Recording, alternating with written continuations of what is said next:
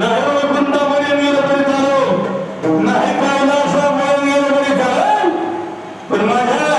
सद्गुरू श्यामनाथ महाराजांच्या, सद्गुरू दास महाराजांच्या, सद्गुरू नरहर महाराजांच्या कानात